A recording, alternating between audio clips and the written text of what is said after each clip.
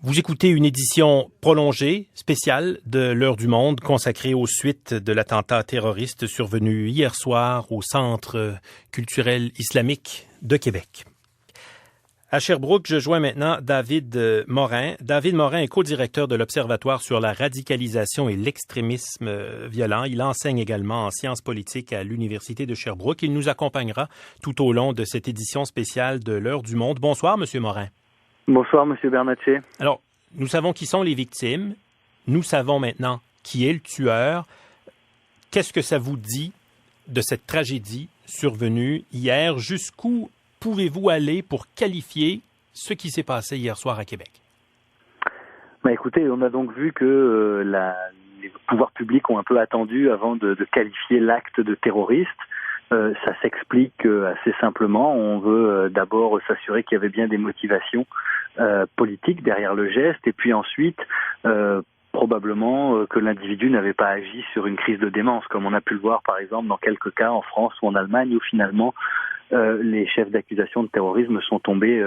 Donc là, il semblerait que la police estimait au regard du dossier que donc la qualification de terrorisme convenait pour l'acte. Alors après, c'est pas parce que la justice, ou au moment où il y a des dépôts, là on l'a vu dans les 11 chefs d'accusation, il y a rien en lien avec l'activité terroriste, mais probablement que la police raisonne en termes de quelles sont les preuves qu'elle aurait pour faire cette démonstration-là. Donc je pense quand même que sur le plan de l'analyse politique, c'est tout à fait justifié d'appeler ça un acte terroriste, puisqu'il était dirigé clairement contre une communauté, ici la communauté musulmane, et que donc il semblait quand même dans le profil de l'individu qu'il y avait déjà un certain nombre d'indications de ses positions politiques. Acte haineux, acte islamophobe sûrement, terroriste au sens où l'on veut semer la terreur à l'endroit de cette communauté-là? En fait, je vous dirais qu'un acte haineux peut s'insérer à l'intérieur d'une motivation politique quand on commet un acte terroriste. Donc la politique, c'est une définition assez large. À partir du moment où on cible une communauté particulière et où effectivement l'idée est de terroriser cette communauté-là et de lui montrer qu'elle n'est pas la bienvenue, etc., etc. Et oui, on peut penser qu'effectivement on est en droit de parler d'actes de terrorisme. Et souvent, effectivement, la question de la haine est quand même quelque part omniprésente, souvent dans les actes politiques de terroristes.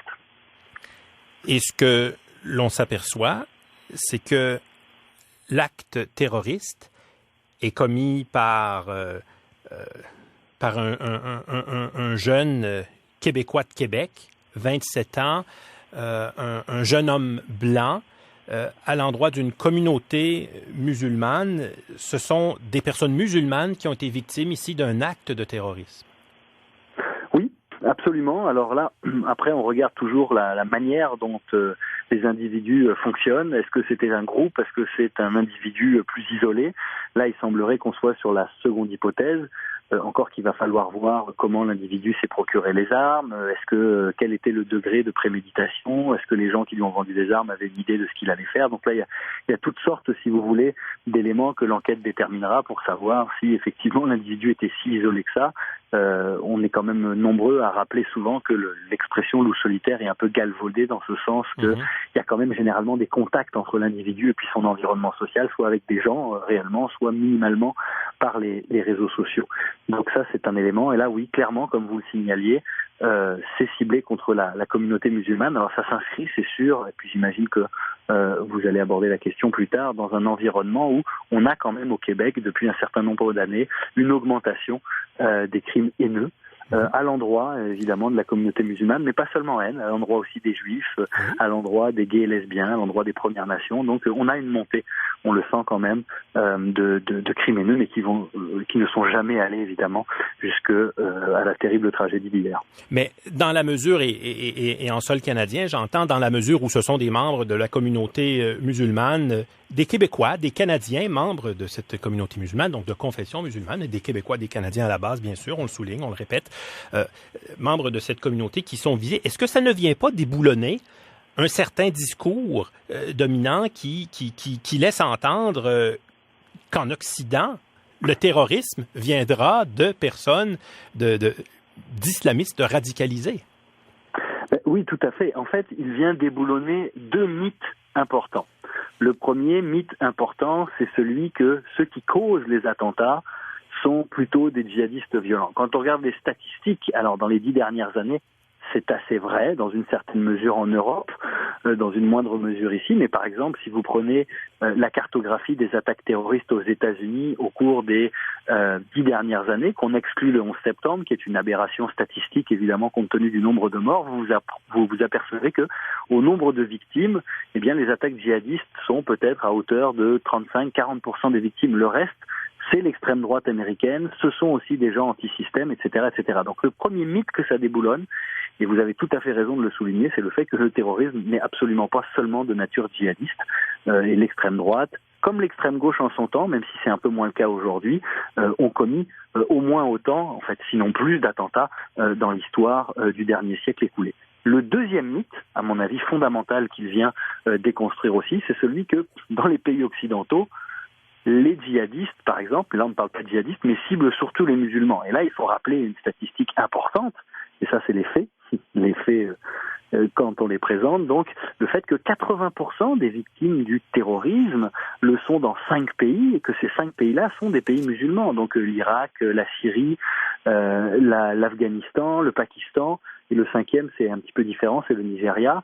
Donc là, il y a plusieurs communautés dominantes au Nigeria. Et donc, vous voyez ici que effectivement, les musulmans et les nationaux de confession musulmane sont aussi les victimes. Et d'ailleurs, c'était vrai aux attentats de Nice, c'était vrai aux attentats du Bataclan, c'est encore aujourd'hui très vrai au Québec. Et donc je pense que ce que ça montre aussi, c'est que tous les Québécois et les Québécoises, quelle que soit leur confession, quelles que soient leurs origines, font aujourd'hui face à la montée des extrémismes violents.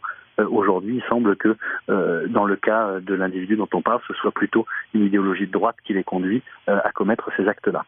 Monsieur Morin, je vous remercie beaucoup d'accepter de passer la soirée avec nous. Je vous remercie d'être là. On se reparle un peu plus tard. Ça me fait plaisir. À tout à l'heure. David Morin, co-directeur de l'Observatoire sur la radicalisation, mais l'extrémisme violent. Il enseigne la science politique à l'Université de Sherbrooke. À Sherbrooke, je retrouve le co-directeur de l'Observatoire sur la radicalisation et l'extrémisme violent, David Morin. Monsieur Morin, vous venez de l'entendre, il y a des membres de la communauté musulmane de Québec qui se plaignent d'un climat d'intolérance ambiant, qui se sentent méprisés, hein, c'est le terme qu'on a employé, victimes d'islamophobie. Il y a des tracts islamophobes qui avaient circulé dans le secteur de ce centre culturel islamique de Québec. L'été dernier, là, on y disait, c'est un foyer de radicalisation, on prône le djihad, la charia, l'homophobie. Est-ce que ça aurait dû être un indicateur, tout ça, que quelque chose de malheureux allait peut-être un jour se passer? Effectivement, écoutez, il y avait quand même des signes avant-coureurs et d'ailleurs on était assez nombreux à essayer d'alerter un peu l'opinion publique là-dessus quand on couvrait la question du djihadisme en disant attention, il pourrait y avoir un ressac et ce ressac pourrait se manifester dans un contexte post-11 septembre, un peu de choc des civilisations, hein, comme certains aimeraient que ça devienne.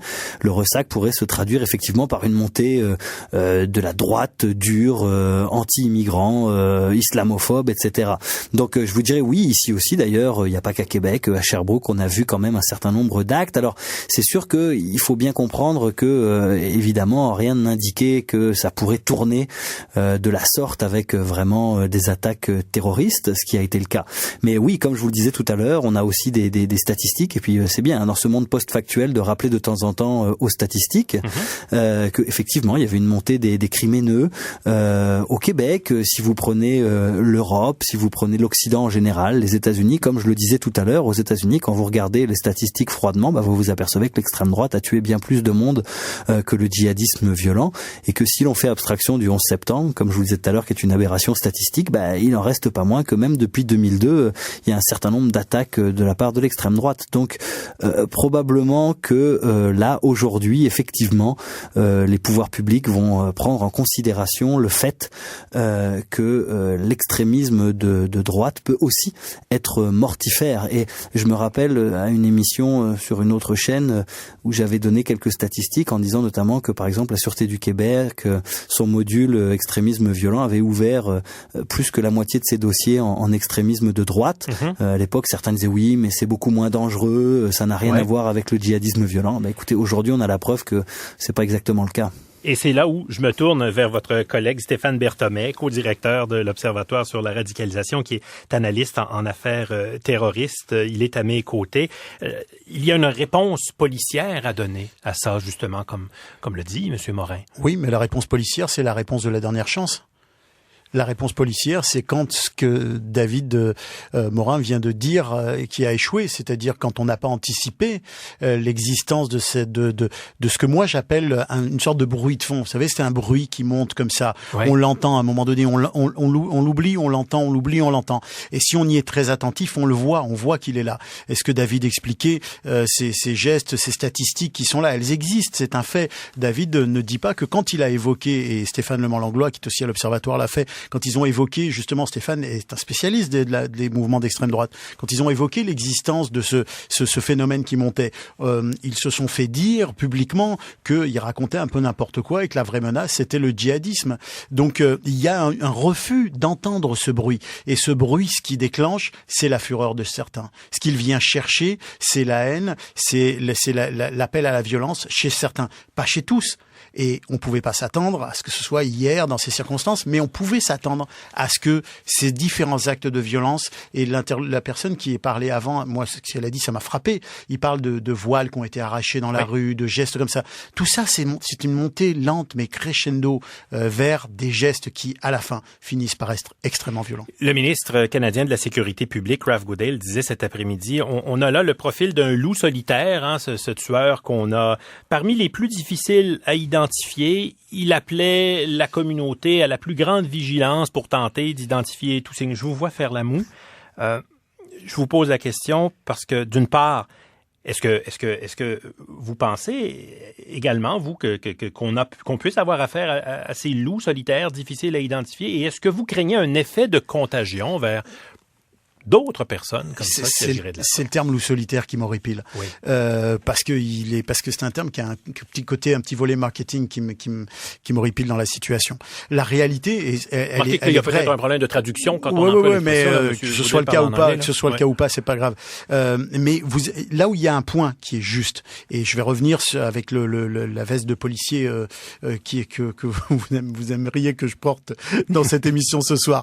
C'est que avant, vous avez porté. Et que j'ai porté, oui. Enfin, j'avais pas de veste, mais cela n'est pas l'important. Bref, mettons que le terrorisme fonctionne comme un système pyramidal. Oui. Il y a 20 ans, ça partait du haut de la pyramide pour descendre vers le bas. Les instructions, le matériel, l'organisation, toute la structuration était du haut vers le bas, vers la masse. Aujourd'hui, c'est exactement l'inverse. Ça part de la masse vers un appel idéologique, vers un bruit de fond, vers une sorte de courant comme ça qui a été lancé par le haut, qui a été jeté à large, le plus large possible, et que chacun décide ou pas de s'en saisir. Et c'est ça justement qui fait la difficulté. Alors on peut appeler ça un loup solitaire. En réalité, on a quelqu'un qui, pour des raisons très très variées, très différentes les unes des autres, à chacun des cas, décide de répondre à une sorte d'appel à la violence, à une sorte de message de haine. Et que ce message de haine soit d'extrême droite, qu'il soit djihadiste, terroriste, c'est à peu près la même logique. On le voit bien ici dans les types de radicalisation qu'on a eu. Martin Couture-Rouleau, dérive sociale, personnelle profonde et passage à l'acte dans un contexte d'appropriation du djihad international. Zéaf Bibo, la même chose, des troubles psychologiques intenses, une dérive psychologique aussi, et l'appropriation de cette guerre contre le Canada par une organisation terroriste extérieure. Je ne dis pas qu'il n'y a pas là du terrorisme, je ne dis pas qu'il n'y a pas là de l'islam radical et du djihadisme, je dis que c'est un ensemble beaucoup plus compliqué à appréhender que ce qu'on fait dans les raccourcis rapide qu'on en fait. En terminant, en quelques mots, M. Berthommet, je sais que vous devez nous quitter. D'un point de vue de l'intervention policière des forces de l'ordre, l'emploi du qualificatif attentat terroriste permet de déclencher une réponse particulière? Oui, au plan de l'intervention? Oui, en réalité, ça déclenche effectivement la structure globale qui permet une réponse policière au terrorisme et la mise en œuvre des EISN, des équipes intégrées de sécurité nationale. Et donc, c'est effectivement un dispositif qui est large, qui est compétent, qui est très entraîné, qui est préparé et qui fonctionne bien au Canada d'ailleurs et au Québec en particulier. Donc, c'est une bonne chose. Quand on regarde les événements ce soir, avec tout ce que ça a décanté arrêter finalement un seul suspect, un acte dont on n'a pas encore bien déterminé les motivations.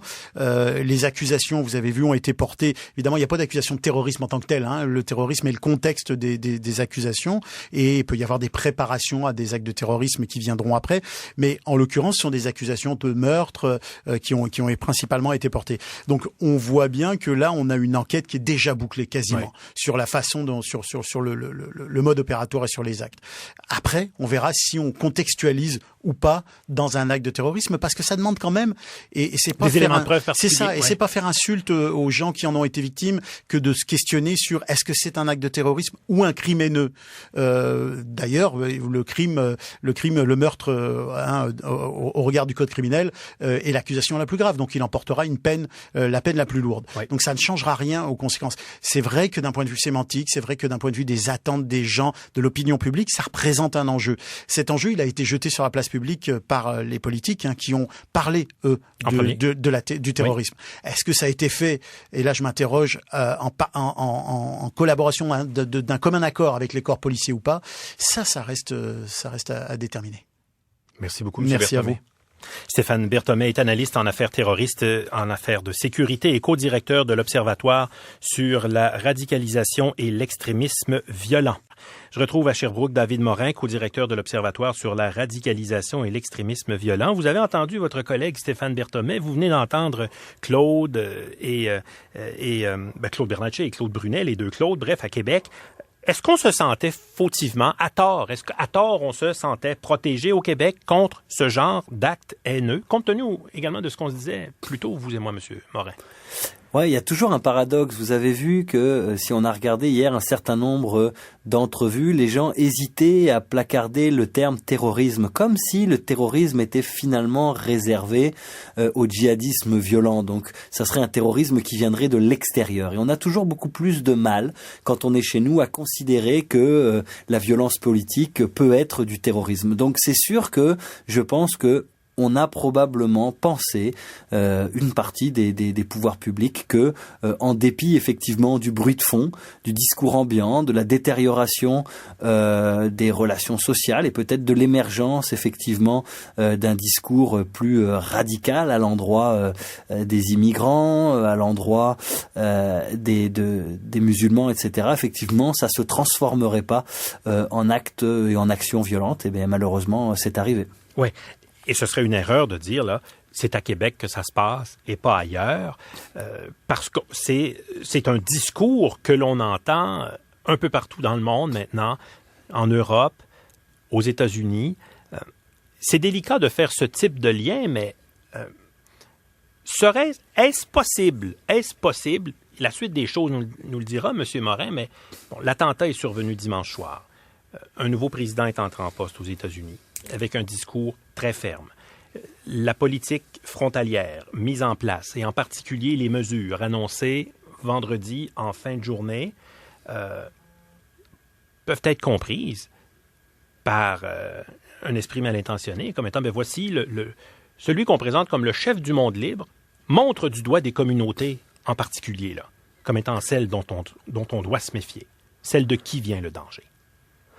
Oui, absolument. Écoutez, je pense que il faut réaliser qu'une partie importante de nos jeunes qui aujourd'hui ont 20 ou 30 ans sont nés dans le monde post-11 septembre, avec un espèce de choc des civilisations autoproclamé par les prophètes de malheur qui essayaient de créer finalement et de monter les civilisations entre, en tout cas, l'Occident contre un peu les musulmans, etc. Donc eux, ils sont nés avec cette espèce de paradigme-là derrière la tête, systématiquement répété ad nauseum. Et donc c'est sûr que quand vous avez un président élu, qui est élu d'ailleurs sur un discours, comme vous le dites, extrêmement polarisant, ça libère la parole. Et je pense qu'on a vu ça aux États-Unis, on a vu ça en Europe, on voit ça ici. Maintenant, je tiens quand même à rappeler un élément important, c'est que, et c'est pour ça qu'il faut aller au-delà de l'action violente, c'est que le passage à l'acte, ce jeune, pourquoi il est passé à l'acte, il y a toute une kyrielle de facteurs qui concourent au fait qu'à un moment donné, on passe d'un discours radical à l'action violente.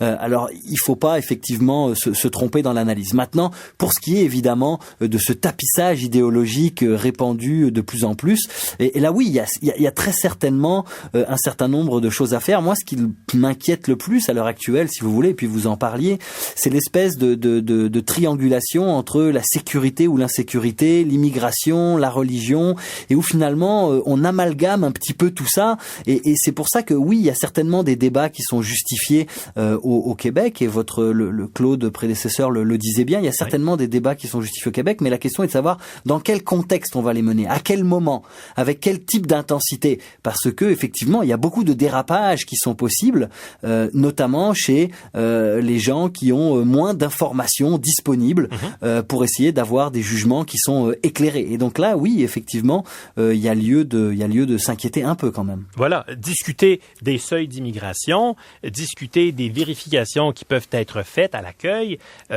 ça doit se faire dans un climat de respect, dans un climat. On peut discuter de ces choses-là, mais ça doit se faire dans un climat raisonnable. Et bon, et je précise évidemment que le président américain a condamné l'attentat survenu à Québec. Mais bon. Non, mais assurément, mais je vais vous donner un exemple de ce que ce président fait et qui c'est de la poudre aux yeux, effectivement. Dire qu'on ferme les frontières à 6 pays et on s'aperçoit que dans les attaques terroristes qui ont été commises en sol américain, aucun ressortissant ne vient de ces pays. C'est donc dire aux gens qu'on prend une mesure antiterroriste dont on sait que l'efficacité est zéro. Donc ça ne sert à rien sinon rassurer et nourrir un discours qui est finalement polarisant, alors qu'on sait que les mesures sont totalement contre-productives. L'histoire du mur, c'est à peu près peu ou prou exactement la même chose. Regardez les pays qui construisent des murs, ça ne les empêche pas. Effectivement, prenez Israël, qui est des cachettes d'armes, des tunnels, pourtant qui est un pays qui est bien plus petit que celui des États-Unis. Prendre des mesures et des législations antiterroristes qui sont extrêmement sévères, qui font reculer les libertés publiques. À quel moment est-ce qu'on mesure l'efficacité finalement de ces législations-là? Et même aujourd'hui, on parle beaucoup de déradicalisation. Écoutez, il y a tout un débat à l'heure actuelle en Occident qui montre que la déradicalisation, lorsque les individus ne la font pas volontairement, ça ne fonctionne tout simplement pas. Donc il ne faut pas, pour essayer de rassurer les gens, vendre des politiques qui sont complètement aberrantes, dont l'efficacité n'a jamais été démontrée. Ouais. Alors on se reparle plus tard, Monsieur Morin. Absolument. Merci beaucoup. David Morin de l'Observatoire sur la radicalisation et l'extrémisme violent. Je retrouve à Sherbrooke David Morin, co-directeur de l'Observatoire sur la radicalisation et l'extrémisme violent et professeur de sciences politiques à l'Université de Sherbrooke. J'ajouterais chercheur. Vous êtes un chercheur, Monsieur Morin, et je veux le souligner parce que vous déposiez aujourd'hui même un document, un dossier pour la création d'une chaire UNESCO en prévention de la radicalisation et de l'extrémisme violent. Pourquoi une chaire de recherche là-dessus? Oui, absolument. C'est un peu l'ironie du sort. Oui. Donc, vous vous souviendrez que le gouvernement du Québec avait annoncé qu'il soutenait la création de cette chaire UNESCO en marge du colloque de l'UNESCO à Québec. Justement, il y a maintenant près de 3 mois, fin octobre, début novembre. Et donc, on a avancé avec des collègues d'autres universités du Québec, francophones, anglophones, avec des origines extrêmement diverses et variées.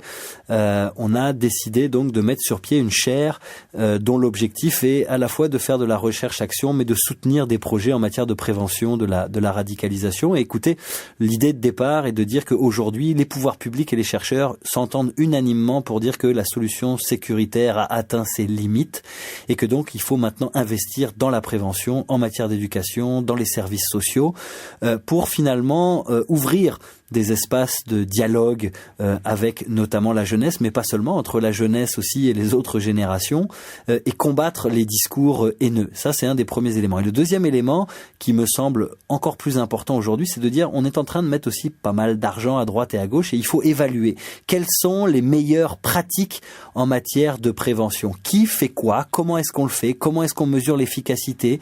Qu'est-ce qui fonctionne? Qu'est-ce qui ne fonctionne pas? Donc c'est extrêmement concret, et effectivement, on a réussi à obtenir le soutien, je pense, de 25 institutions à l'extérieur du pays. Oui, parce que qui dit recherche des meilleures pratiques dit nécessairement dialogue international.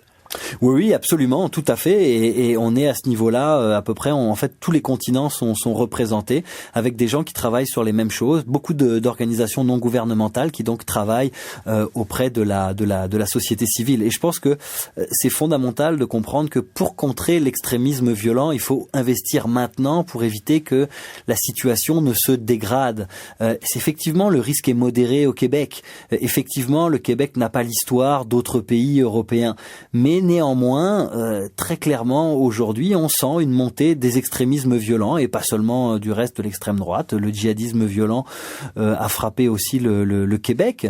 Et donc, c'est à mon avis fondamental de prendre de l'avance par rapport à d'autres pays où les pouvoirs publics n'ont pas su finalement canaliser cette espèce de radicalité vers des formes beaucoup plus positives comme le militantisme politique et autres, et où finalement la situation s'est dégradée. Et nous sommes dans un monde, on le dit maintenant, le monde n'a jamais été aussi petit, aussi connecté, où il est si facile de glisser au fond.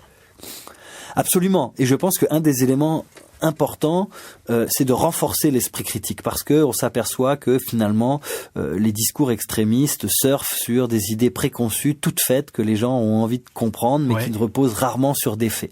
Et là d'ailleurs, il y a plusieurs projets à l'heure actuelle dans lesquels moi je suis impliqué. Je vais pas rentrer dans le détail, mais notamment avec le milieu scolaire, où on fait effectivement, on va dans les cégeps, dans les écoles secondaires, et où on discute de sujets de société qui sont des sujets de société difficiles, dont c'est pas simple de parler, mais où on essaye d'ouvrir un espace de dialogue avec les jeunes pour discuter d'enjeux qui les touchent, et sans évaluation, sans rien, où ils peuvent vraiment exprimer ce qu'ils ont sur le cœur. Et je pense que ça, c'est fondamental, de pas bannir certaines paroles, d'accepter d'engager le dialogue. Et inversement aussi, je pense qu'il faut le faire, et ça c'est un autre projet qu'on a actuellement à Sherbrooke, beaucoup plus axé sur le dialogue interculturel, où finalement les communautés peuvent se rencontrer ensemble. Donc ça, ce sont beaucoup de projets. Il y a déjà beaucoup d'organisations, il y a beaucoup de milieux qui travaillent sur ces questions-là, qu'il faut un peu recalibrer sur cette question de l'extrémisme violent, mais qui sont déjà opérationnels.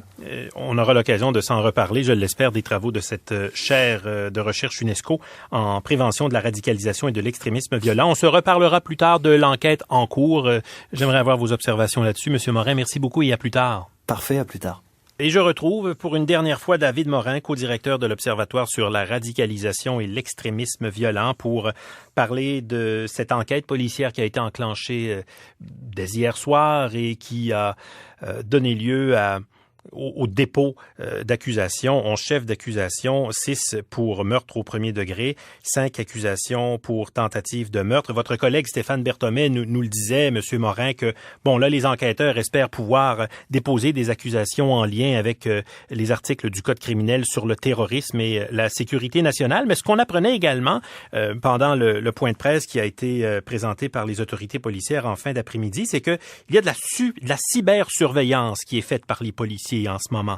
On se parlait un peu plus tôt de cette planète plus petite que jamais, où les risques de glissade sont plus importants que jamais, peut-être, de ce point de vue-là. C'est important, ça, dans un monde de plus en plus numérique, de bien garder en tête tout ce qui se dit, s'écrit, se transmet sur Internet. Oui, alors il y a beaucoup d'enjeux derrière ça. Le premier enjeu, c'est évidemment l'extrême difficulté, précisément, de surveiller tout ce qui se dit et ce qui s'écrit sur Internet. C'est quasiment impossible. Comme vous le savez, il y a en plus le dark web, donc des applications qui permettent à des gens qui voudraient commettre des crimes, finalement, de se parler de manière encryptée, etc. Donc il y a une vraie difficulté pour les services de surveillance pour accéder à toute cette information. Le deuxième élément qui, à mon avis, est fondamental, c'est qu'il suffit pas d'avoir l'information et d'avoir les discours des gens qui disent « j'aime pas telle communauté, j'aime pas telle autre ». Il faut être capable de s'en servir et que l'analyse soit suffisamment bonne pour dire « ou attention, là, on est peut-être dans un cas potentiel où l'individu va passer à l'acte ». Parce que là, à l'heure actuelle, vous aurez noté que, et je connais pas tous les détails de l'enquête en cours, mais le jeune homme dont on parle, sur son compte Facebook, il y avait bien, oui, des positions politiques de droite un peu radicales, mais il n'y avait pas, à ma connaissance, ou en tout cas c'est pas encore sorti dans les médias, de menaces de mort explicites.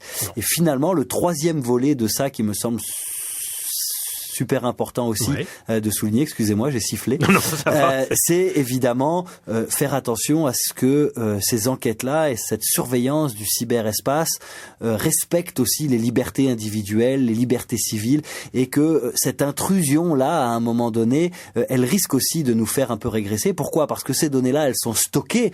Pendant combien de temps elles vont être stockées ? Est-ce qu'à posteriori, on va reprocher à des gens des choses qu'ils auraient dit 10 ans auparavant et on va surinterpréter finalement des trajectoires de radicalisation ? Qui va détenir ces métadonnées-là, etc. Donc là, il y a vraiment beaucoup d'enjeux, si vous voulez, fondamentaux qui se posent sur cette question de la surveillance du cyberespace. Et juste en conclusion, si vous me permettez, parce que je sais que l'émission va bientôt toucher à sa fin, oui, en quelque temps. Puisque je sais qu'on est simplement vous et moi en ondes, je vais vous faire une confidence quand même. En quelques secondes. Je suis un immigrant qui est au Québec depuis 15 ans. Et hier soir, j'étais très triste, évidemment, face à ce qui s'est passé. J'ai trouvé qu'on voyait dans l'acte violent, alors pas l'individu lui-même, je voudrais pas le blâmer, même si c'est terrible, mais ce que peut-être l'humanité a de pire, ce que le Québec parfois est capable de présenter. Et aujourd'hui, ce soir, j'ai dans une certaine mesure retrouvé le sourire en voyant aussi cet élan de solidarité au Québec qui présente finalement le Québec sous un visage totalement différent. Et je retrouve le Québec auquel je me suis finalement attaché. Peut-être laisser les gens sur cette touche-là, parce que c'est dans ce sens-là qu'il faut aller. Cette note d'espoir sur laquelle j'espérais bien pouvoir terminer avec vous ce soir. Je m'excuse. Merci beaucoup. Oh, au contraire. Merci beaucoup, Monsieur Morin. Je vous remercie. Bonne soirée. À la prochaine. Au revoir. David Morin, co-directeur de l'Observatoire sur la radicalisation et l'extrémisme violent. Voilà qui complète cette édition spéciale de l'Heure du Monde. Merci d'avoir été là.